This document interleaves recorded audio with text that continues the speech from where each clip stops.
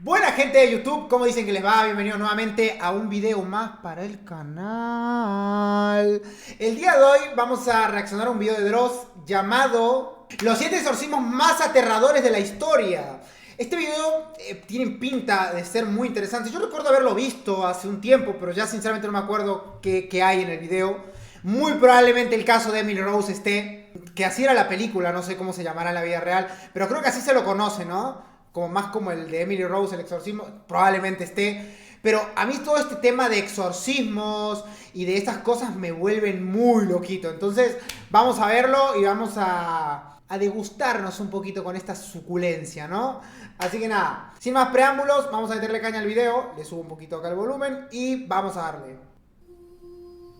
Poco nada hay como los exorcismos cuando se habla de cosas aterradoras y casos horrorosos. Miren eso, ya empezamos perturbados, ¿no? Porque miren, como que la gente está un poco asustada acá, ¿no? Miren a este chico, está muy asustado este sujeto, este niño acá. Y este está enojado. ¿Por qué lo mira así? Me parece que él no cree mucho en lo que está haciendo él. Y bueno, él evidentemente está con un diablo adentro. Sangrientos y mortales por igual. Creas en esto o no, enfermedades mentales o entidades diabólicas, el tema ha arruinado vidas, destrozado familias y conducido a ciertas personas todo un tortuoso camino hasta la tumba. En este video vas a ver y escuchar cosas terribles, personas que fueron inducidas a la ruina espiritual y física más atroz. Por lo que desde el vamos, me gustaría recomendarte discreción antes de continuar. Estos son los 7 exorcismos más aterradores de la historia. La musiquita encima, ¿no? La musiquita ya nos va poniendo ahí un poquito en contexto. Número 7. El caso de Archie James Johnson es uno de los más famosos por ser el primero donde un abogado alegó posesión demoníaca para establecer la inocencia de su cliente, quien había asesinado a un hombre de manera brutal. Parece un intento descabellado por tratar de defender lo indefendible, pero resulta que el abogado tenía ases bajo la manga, a saber, unos antecedentes impecables de parte de un cliente que jamás había sido violento, una historia sumamente interesante que podía probar y lo más importante de todo, el testimonio de múltiples personas quienes testificaron a favor del supuesto hombre poseído.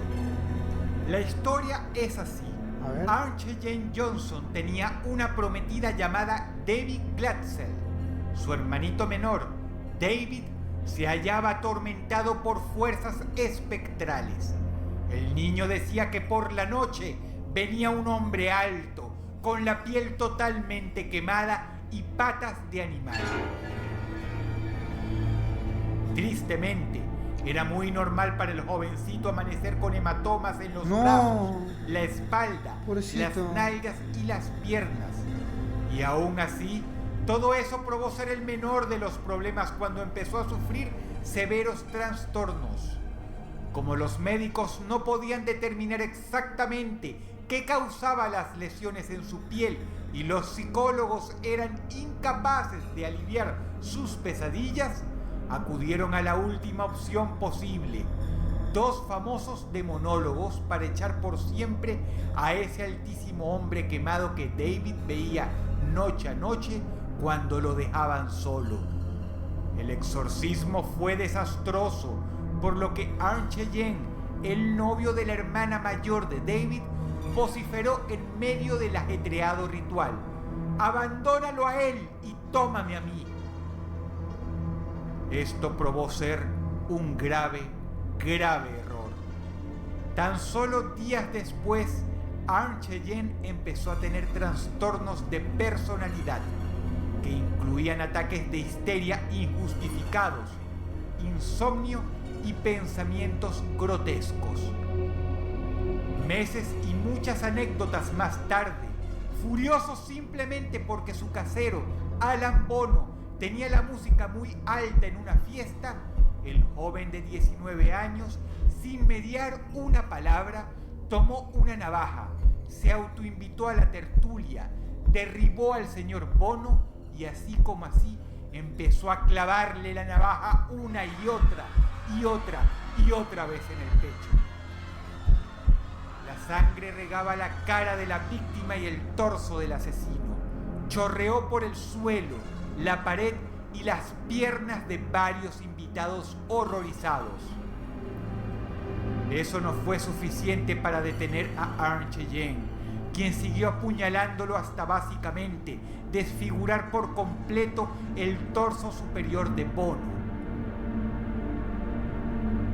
El charco de sangre se mezcló con el líquido pleural de los pulmones y otras sustancias del interior de la víctima en una carnicería terrible.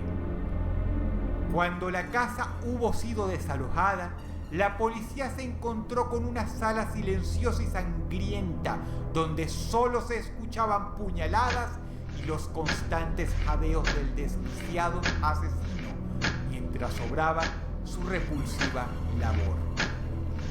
Hasta aquella noche, Arn Cheyenne jamás había sido violento con nadie. Fue sentenciado a prisión a pesar de los esfuerzos de su abogado.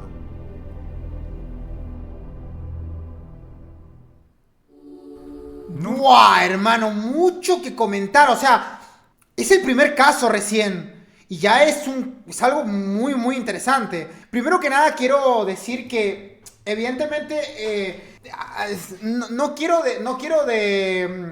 a ver, ¿cómo enfocar esto? Porque, claro, quiero poner un poquito, obviamente, de terror al contexto, ¿no? Y ponerme del lado de la posesión demoníaca. Porque si no, pues no tendría ningún sentido esta reacción, ¿no? Si me pongo a refutar todo lo que hay, evidentemente, si una persona usa la lógica, va a inclinarse más por el lado de que simplemente, qué sé yo, al chabón le habrá agarrado algún golpe de problema mental y pues provocó ese asesinato, ese homicidio, ¿no?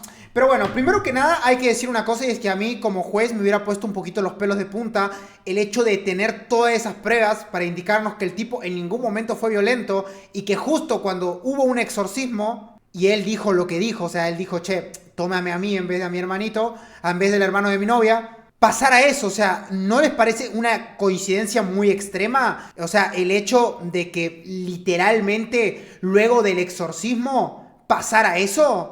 O sea, que justo luego del exorcismo comenzara a tener esos ataques de personalidad múltiple, desembocando en, lamentablemente, el homicidio de esa persona. O sea, a mí particularmente me daría un poco de miedo y repelús, independientemente de si quieras creer o no en lo que viene siendo la posesión demoníaca, te da un poquito de repelús. Y sobre todo toda la gente que atestiguó a su favor de la persona, a pesar de que fue un homicidio terrible. ¿Entienden lo que les digo? O sea, muy poca gente quisiera testificar a favor de alguien que cometió semejante acto horrible. Y otra cosa que también tengo que decir, y es que evidentemente si ese fue el único caso que tuvo esa persona, yo creo que, aunque no se crea lo de la posesión demoníaca, debería habérsele hecho un estudio mental bastante grande para saber qué fue lo que desembocó semejante acto de violencia. O sea, a esa persona algo le ocurrió en la cabeza para poder comportarse de esa manera. Evidentemente tiene que pagar por el crimen que hizo. Lamentablemente es así. O sea, yo no sé qué le habrá pasado por su cabeza, pero a pesar de que su situación es lamentable, más lamentable la pasó la persona que perdió su vida.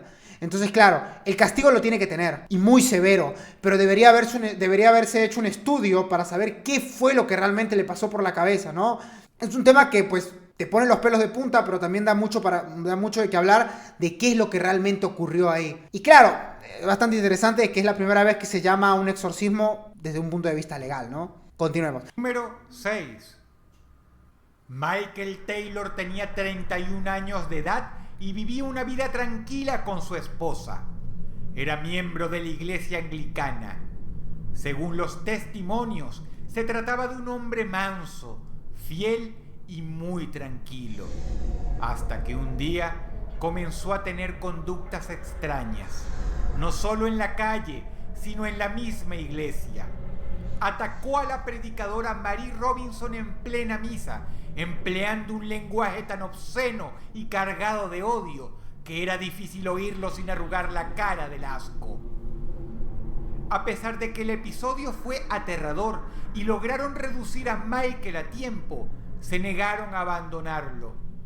Recibió perdón por parte de la iglesia, a la vez que el hombre, que ahora parecía ser otro, afirmaba sentirse apenado y devastado por el incidente. Pronto, la predicadora y sus colegas se dieron cuenta de que las conductas raras de Michael no habían terminado. La gente lo encontraba hablando solo por la calle, deambulando hasta altas horas de la madrugada allá donde sus pies lo llevaran, a menudo peleando y conversando con algo invisible. Tras mucho deliberar, decidieron que estaba poseído y le realizaron un exorcismo. Lo que los ministros de la iglesia anglicana se encontraron fue simplemente horrendo.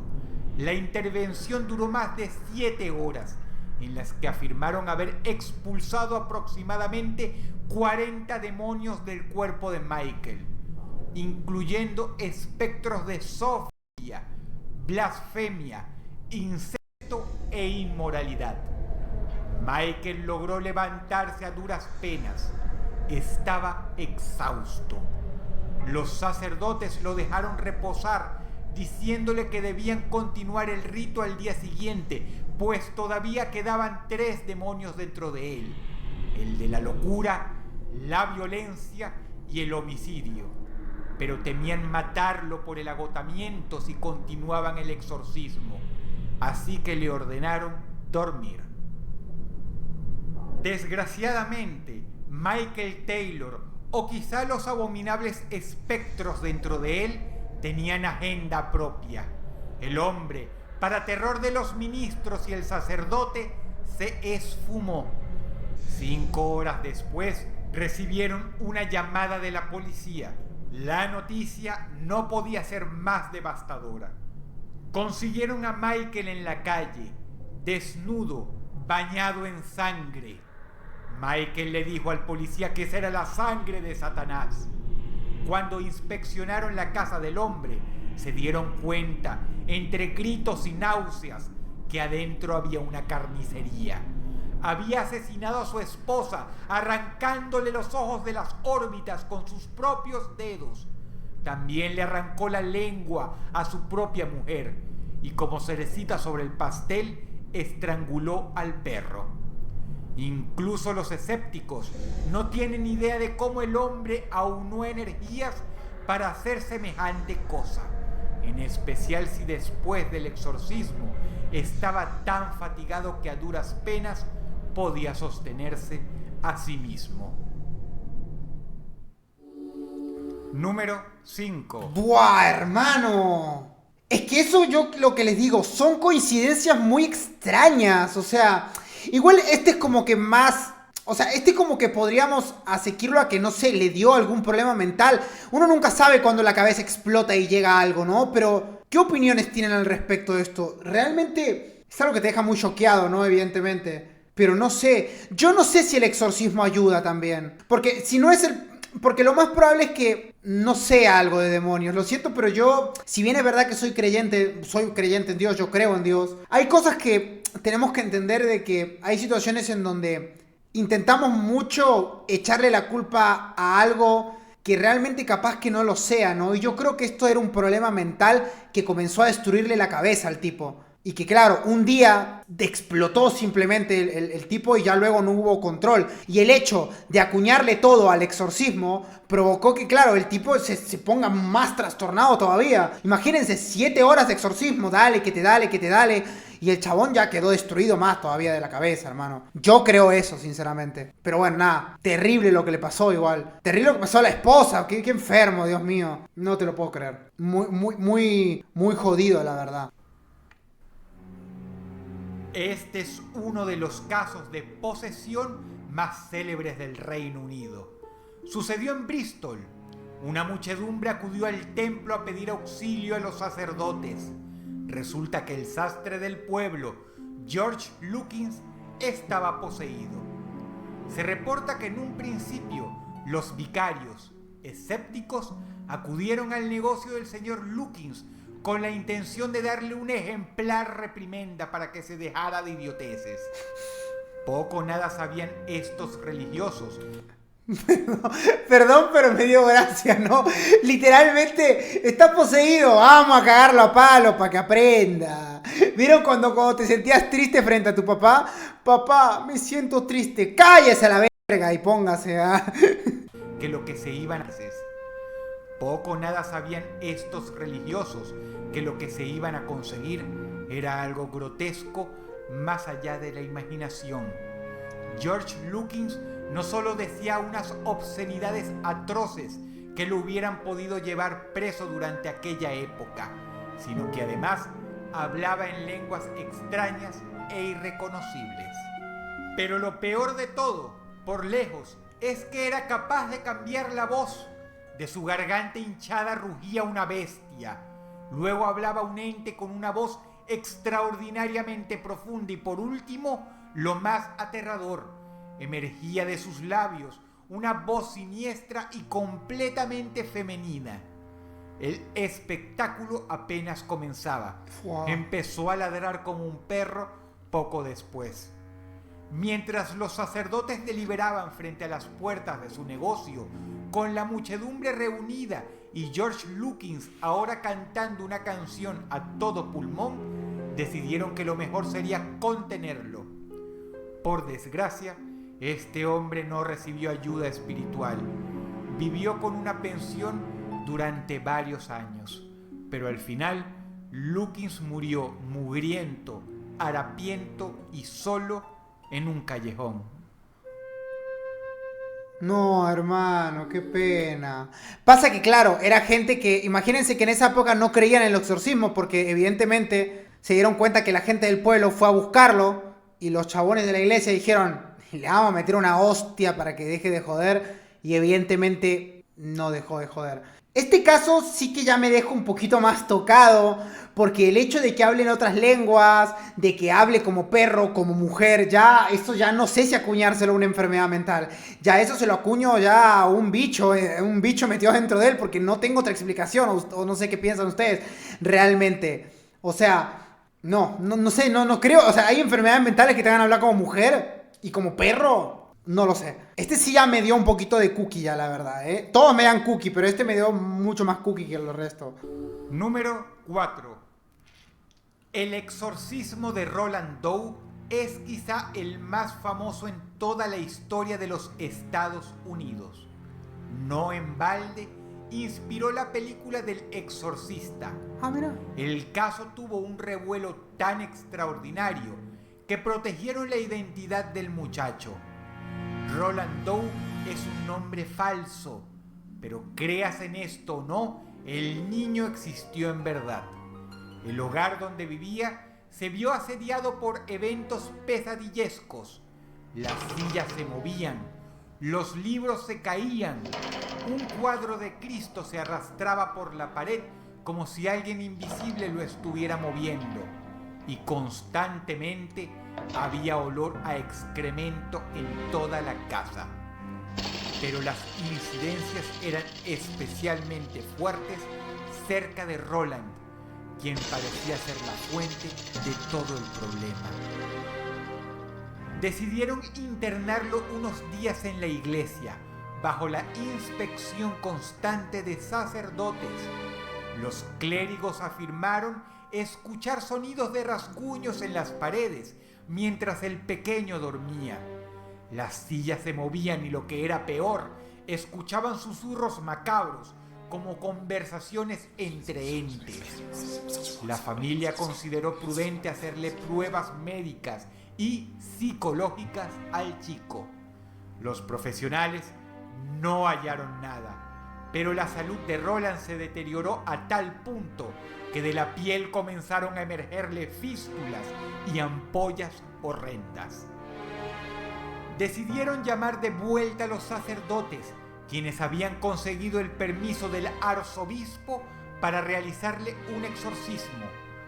Múltiples testigos afirman que el niño gritaba con una voz que no le pertenecía, que las luces se encendían y se apagaban, las ventanas vibraban y se oían sonidos atronadores por todas partes. El joven consiguió partirle la nariz a uno de los vicarios. El caso fue tal que se escribieron múltiples reportes. Hay mucho que ver respecto al caso de Roland Doe, pero lo verdaderamente aterrador es la cantidad de gente reputable y autoridades eclesiásticas que afirman que fue real. Te invito a investigarlo tú misma o tú mismo. Buah, chaval, pobre niño, la verdad. Bueno, ya este caso, es que ya comenzamos a entrar en un terreno donde ya hay cosas sin explicación, ¿vieron?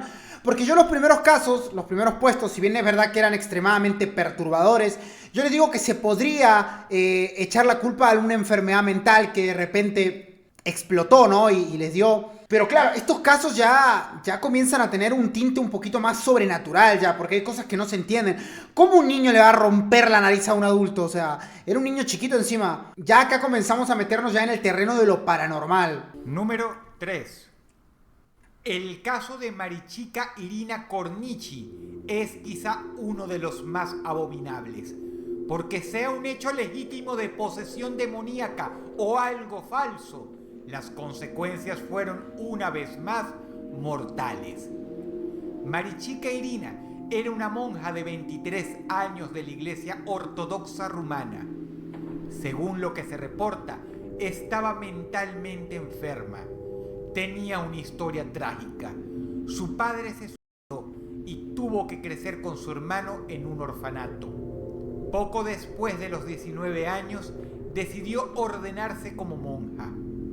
El problema es que ella comenzó a mostrar síntomas de una conducta esquizofrénica. Afirmaba que el diablo le hablaba para insultarla y decirle que era una pecadora. El caso ameritaba una primera visita preventiva al psicólogo.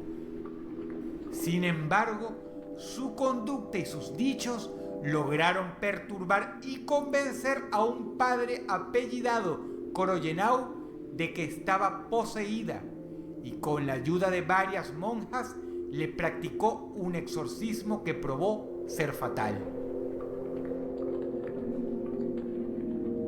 Durante el juicio, el hombre afirmó que la joven de 23 años era increíblemente salvaje y que se negaba a beber agua bendita, por lo que le encadenaron de los tobillos y las muñecas a una cruz enorme en el patio y le practicaron el exorcismo ahí. Las groserías que gritaba eran tales que el padre la amordazó. La dejaron sin alimento por 3 días, ¡Fua! practicándole numerosos rituales y mojándole los labios con agua. Hermano, ¿qué clase de exorcismo es dejar a alguien 3 días sin comida? Déjate de joder ya. Ahí estamos hablando de unos enfermos mentales, no me jodas. No me jodas. La chica no pudo aguantar esto. Durante el juicio, el padre Koroyenau defendió su brutal exorcismo, afirmando irónicamente que uno no puede sacarle el diablo del cuerpo a nadie con simples pastillas.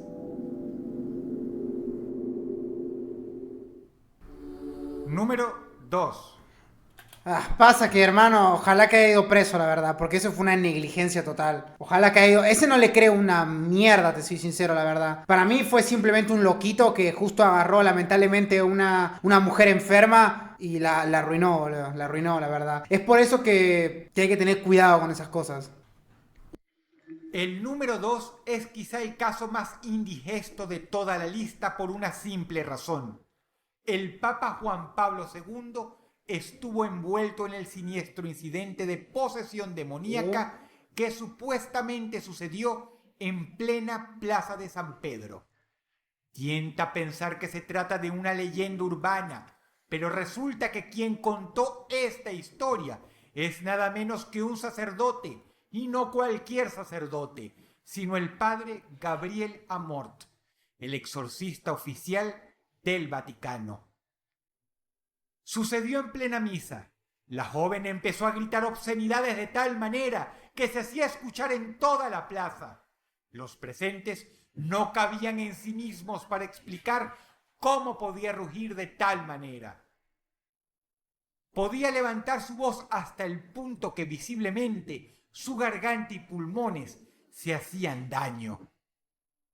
Obviamente esto llamó la atención del Papa, quien se bajó del podio y fue hasta ella. Inmediatamente la joven reaccionó intentando abalanzarse sobre el jefe de la Iglesia Católica. Tuvo que ser contenida por múltiples personas. Mientras más se acercaba el Papa, más enloquecía ella. Eso desde luego hasta el punto que empezó a babear como una bestia y a rugir en un vozarrón siniestro que era de todo menos humano y cuanto menos femenino. Lograron contenerla lo suficiente como para que Juan Pablo II la bendijera, mientras ella gritaba que todos debían adorarla, porque el más poderoso, el verdadero Dios, estaba dentro de ella. El Papa se quedó ahí media hora rezando. Al final, ella vociferaba en voz ronca que ni siquiera el vicario de Cristo pudo hacer nada. Si quieres saber más, puedes investigar esta horrenda anécdota. El padre Mort lo cuenta a detalle en su libro El último exorcista. ¡Buah, chaval! El Papa versus el demonio. Suena demasiado exagerado. ¿No les parece aquí? Miren que yo no suelo ser tan cagador con este tipo de cosas. O sea, suelo intentar darle el beneficio de la duda. Es una historia de terror. Pero ¿no les parece que suena muy... todo está muy dado como para que el Papa resplandezca en el cielo? Digo ahí nomás, lo dejo. Número 1. A ver, número 1. Annalise Michel es, Les dije, el de Emily Rose tenía que estar. a la fecha, la víctima de posesión demoníaca más famosa de la historia. Y hay una razón para ello. El hecho se documentó extraordinariamente bien y se sacaron inclusive fotografías, videos y audio del incidente. El caso, desde luego, fue calcado por la película El Exorcista e inspiró no una, sino muchas películas. E inclusive los escépticos se sienten plenamente horrorizados ante el presente material. Si las posesiones diabólicas son reales, Annalise Michel es el ejemplo perfecto de ello. Mientras más uno se adentra en su caso, más horrible resulta. Sí. Diagnosticada preventivamente con epilepsia del lóbulo temporal, Annalise comenzó a sufrir visiones que la aterraban y atormentaban a todas horas del día y que la ciencia no le ayudó a explicar. Supón que tu imaginación o algo más te haga ver cosas como los screamers de internet, pero varias veces todos los días, y no desde el monitor de una computadora, sino en la vida real. Esto le sucedía a ella, y tanto fue así que intentó suicidarse. Al poco tiempo, surgieron más pistas que llevaron a su familia a acudir a la iglesia. Annalise, de origen católico, comenzó a desarrollar una aversión poderosa hacia objetos sagrados. Su salud física empeoraba a la par de sus horrendas visiones. A pesar de que la iglesia alemana es extremadamente sobria y conservadora, se compadecieron de ella y en secreto enviaron a 2 sacerdotes para realizarle un exorcismo. Lo que estás escuchando ahora mismo son grabaciones realizadas de esas sesiones. Buah, hermano, te da mucho repelús, ¿no? Te da mucho Es que no hay manera, o sea, ni siquiera teniendo en cuenta... Miren que yo usualmente les digo que a pesar de que yo creo en Dios, este tipo de cosas suelo mantenerme un poquito escéptico, pero... Wow, hermano, esto cada vez que vas investigando más sobre este tema, más te perturba. Hay varias cosas que quedan ahí como... Que claro, uno podría acotar esto como enfermedad mental, pero no lo sé, la verdad. Hay cosas muy, muy turbias en el asunto. Incluso los alemanes tienen problemas para traducir las cosas que ella decía, pero en la pantalla verás algunas frases que se sacaron en limpio. Ah, miren, tuvo que sacarle el sonido. tuvo que sacar el sonido, Dross, porque pues literalmente no se escucha nada acá. Lamentablemente, esto probó ser demasiado para la joven. Víctima de una enfermedad mental, de poco trato médico durante sus últimos días o de verdugos del inframundo, Annalise Michel murió a los 23 años de edad, pero su memoria permanece como uno de los casos más atroces de posesión demoníaca que existen. Si el video te gustó, por favor dale pulgar arriba y compártelo con tus amigos y allegados. Eso me ayudaría mucho para continuar haciendo esto. Te ha hablado Dross y te deseo buenas noches. Buah, hermano, qué buen top, la verdad. Qué buen top, la verdad. Muy bueno. Uno puede ser creyente o no en este tipo de cosas, pero pues hay que admitir que hay algunas que nos dejan con muchas dudas. Hay muchas que nos dejan con muchas cuestiones que realmente son difíciles de entender, ¿no? Y pues nada, son cosas que lamentablemente, algunas que han pasado hace mucho tiempo, es muy difícil de saber si son reales o no. Y que bueno, pues esperemos que esa gente que ha terminado falleciendo por esto tengan un descanso si es que pasó lo que pasó, ¿no? Así que nada, gente de YouTube, muchas gracias por haberme acompañado en el video, se les agradece un montón, nos estamos viendo para la próxima y un abrazo grande para todos. Tengan cuidado, nada más. Adiós.